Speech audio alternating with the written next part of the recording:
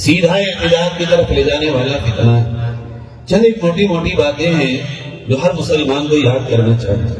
اس کا دعویٰ ہے کہ میں ہی مہدی ہوں، میں ہی حضرت عیسیٰ ہوں. بہت چھوٹی سی بات ہے سمجھنے کے لیے. حضرت مہدی کا نام محمد ابن عبداللہ ہوگا اور ان حضرت کا نام شکیل بن حنیف ہے. دعوے کی پول تو یہی کھل گئی. حضرت مہدی کا جائے ولادت مدینہ منورہ، مقام ظہور مکہ المکرمہ میں کعبۃ اللہ دوران طواف. ان حضرت کا ظہور تو ابھی اورنگ آباد سے آگے بھی نہیں جا رہا ہے.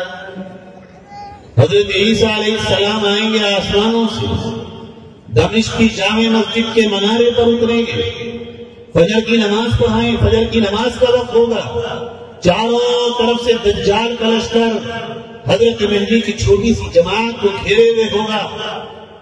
اس وقت حضرت عیسیٰ کا نزول ہوگا اور حضرت عیسیٰ کا نام ہے عیسیٰ ابن مریم. یہ حضرت کو ابھی دمشق کی دال کو بھی نہیں پہنچی، آسمان سے دور یہ چوتھی عمارت سے بھی نہیں آئے اتر کے. حضرت عیسیٰ فرشتوں کے کاندھوں پہ ہاتھ رکھے اتریں گے. یہ تو اپنے حواری کے ہاتھ پہ وہ بھی نہیں سکتے. یہ وہ تمام جھوٹے اور مکار. اور جیسا کہ حضرت نے کہا میں بہت اچھے سے باخبر ہوں کہ پورے ملک میں صرف شکیلیت ہی نہیں، جس طرح یہودیوں کے پرانے دور میں جادو کا ایک عجیب و غریب سلسلہ تھا. باطل کا آخری ہتھیار ہے جادو. یہ جادو شکیلیت کے ساتھ ساتھ اور طرحوں کی طرف سے بھی شروع ہو چکا ہے. اور اس سے بچنے کا راستہ اللہ کی طرف سے متعین کردہ وہ اذکار جو نبی کو بتائے گئے، آپ ان کو پڑھیے. چونکہ جادو ہونے کے بعد انسان کا اپنا دماغ قابو میں نہیں رہتا. ہندوستان کا اتنا بڑا عالم جس کے لیے ہم لوگ دیوانے ہوتے تھے، یہ علماء جانتے ہیں. جب وہ آتا تھا عالم دین، لوگ پاگلوں کی طرح اس کو سننے آتے تھے. علماء کہتے ہیں جو ہمارے اکابر علماء ہیں کہ اس شخص پہ جادو ہوا اور آج وہ صحابہ کو بول بکتا ہے. حضرت امیر معاویہ رضی اللہ تعالی عنہ پر اس قدر بدتمیزی. لکھنؤ کے ہیں وہ حضرت رہنے والے.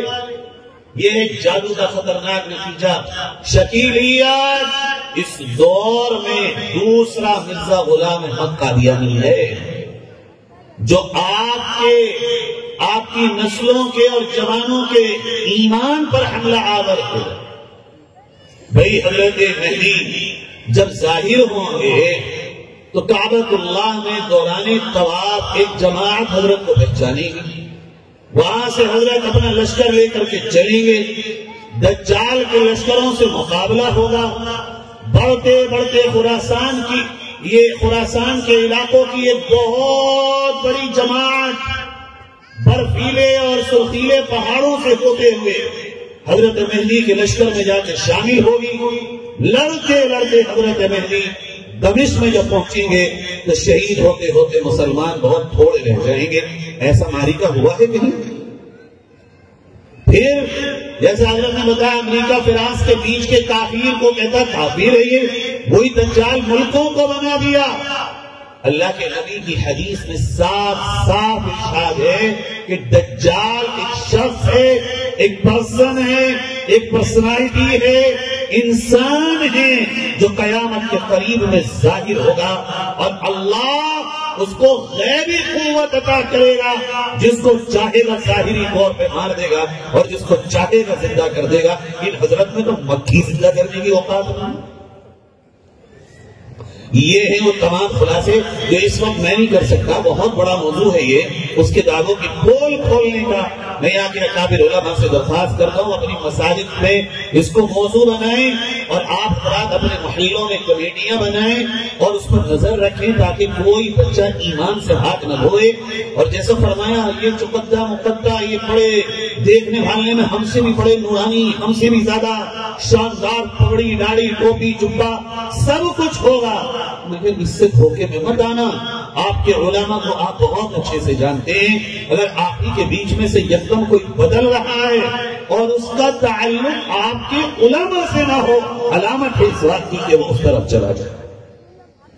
بس یہ ایک چیز یاد رکھیے، ایک دم سے کوئی بدلاؤ ہو، داڑھی بھی رکھ لی ہو، پگڑی بھی آ گئی ہو، چہرے پہ بہت ایک دم سے مسواک بھی آ گئی ہو، 5 وقت کی نماز بھی آ گئی ہو، اور یہاں کے مقامی کسی عالم کے پاس جاتا بھی نہ ہو، تعلق بھی نہ ہو، نسبت بھی نہ رکھتا ہو، ان کے پاس بیٹھتا نہ ہو، یہی ایک علامت کافی ہے اس کے اس طرف جانے کا۔ چونکہ آپ تو اپنے علماء سے تعلق رکھتے ہیں، بھئی کوئی بدلے گا تو علماء کے پاس آئے گا، مسجد میں امام کے پاس آئے گا، مدرسے میں مفتی کے پاس آئے گا، لیکن بدلنے کے بعد کسی کے پاس نہ جانا یہی علامت ہے۔ ہوشیار رہیے گا انشاءاللہ۔ یہ بات اس لیے ہے کہ جاگتے رہیے، کہیں ایسا نہ ہو کہ جگانے والے سوتے رہیے، جاگتے رہیے، ہوشیار رہیے۔ باطل اپنے اندر سے دشمن پیدا کر رہا ہے، اس لیے اللہ نے کہا من الجنۃ والناس، تمہارا دشمن صرف کوئی اور نہیں، انسان اور جناتوں میں سے ہوں گے، اور انسان بھی آستینوں کے ساتھ بھی ہوں گے۔ ہوشیار رکھنا اور اللہ سے ایمان کی حفاظت کی مدد بھی مانگنا۔